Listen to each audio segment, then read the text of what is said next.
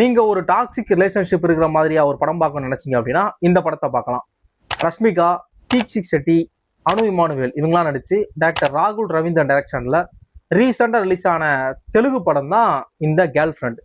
படத்தோட ஸ்டோரி என்ன அப்படின்னா, தன்னோட பிஜி படிப்புக்காக ரஷ்மிகா வந்து ஒரு காலேஜில் ஜாயின் பண்றாங்க. அந்த காலேஜோட கிரஷா இருக்கிறாரு தீக்ஷித் செட்டி. இவருக்கு வந்து இவங்களை பார்த்த உடனேவே காதல் வந்துடுது. இவங்களை லவ் பண்ண ட்ரை பண்றாரு. அப்புறம் ரெண்டு பேரும் லவ் பண்றாங்க. எல்லா லவர்ஸ் இருக்கிற மாதிரியான நெருக்கமா இவங்க ரெண்டு பேருமே இருக்கிறாங்க.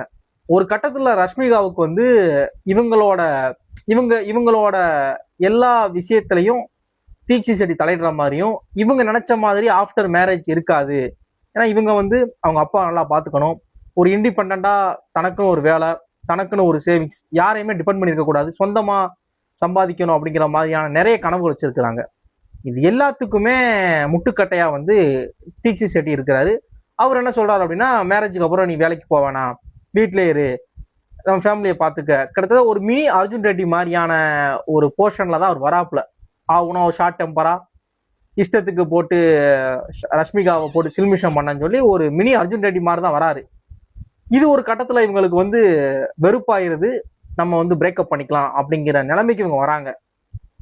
இவங்க அவரை பிரேக்கப் பண்ணி இவங்களுக்கு பிடிச்ச லைஃபை இவங்க வாழ்ந்தாங்களா வாழலையா, இல்ல அவங்கள கல்யாணம் பண்ணிக்கிட்டு இவங்களுக்கு பிடிக்காத ஒரு வாழ்க்கையை அவரோட நடத்தினாங்க நடத்தலையா அப்படிங்கிறது தான் இந்த கேர்ள் ஃப்ரெண்ட். படத்தோட ஸ்டோரி ஆகட்டும், ஸ்கிரீன் பிளே ஆகட்டும், படத்தோட மியூசிக் ஆகட்டும், எல்லாமே ரொம்ப சூப்பரா இருக்கு. படத்தோட மியூசிக்லாம் பார்த்தீங்கன்னா அந்த சீனை வந்து இன்னொன்று என்ஹான்ஸ் பண்ணுது. அது மாதிரி படத்தோட டயலாக்ஸ் ரொம்ப சூப்பராக எழுதியிருக்காரு டைரக்டர். இப்போ ஒரு முக்கியமான கட்டத்தில் வரும், உனக்கு காதல் வேணுமா வேணாமாங்கிறத நீ முடிவு பண்ணணும், மற்ற யாரும் முடிவு பண்ணக்கூடாது அப்படின்னு சொல்லி ரஷ்மிகாட்ட சொல்றது. அப்புறம் அவரு தீக்ஷித் செட்டியோட ஃப்ரெண்டு சொல்லுவாங்க, உனக்கு தேவை வந்து அந்த பொண்ணு கிடையாது, அந்த மாதிரி ஒரு பொண்ணு, நீ சொல்றதெல்லாம் கேட்கணும், நீ என்ன சொன்னாலும் சரின்னு சொல்லணும், உனக்கு அடிமை மாதிரி ஒரு பொண்ணு வேணும், அதுக்கு தான் நீ அந்த பொண்ணை லவ் பண்ற அப்படின்னு சொல்றது எல்லாமே ரொம்ப பயங்கரமா இருந்துச்சு. அந்த சீன்லாம் படத்துல நிறைய ஹை மூமெண்ட்ஸ் இருக்கு. படத்துல நிறைய ஹை மூமெண்ட்ஸ், படத்துல நிறைய சஸ்பென்ஸ் இருக்கு. படத்துல நிறைய ஒரு ஐ ஓப்பனிங்கான சீன்ஸ்லாம் இருக்கு. வினோதினி மேமுக்கு ரொம்ப கம்மியான ஒரு போர்ஷன் தான், ஒரு 2 நிமிஷம் இல்லை 3 நிமிஷம் தான் வருவாங்க. அந்த சீன் ரொம்ப பயங்கரமா இருக்கும்.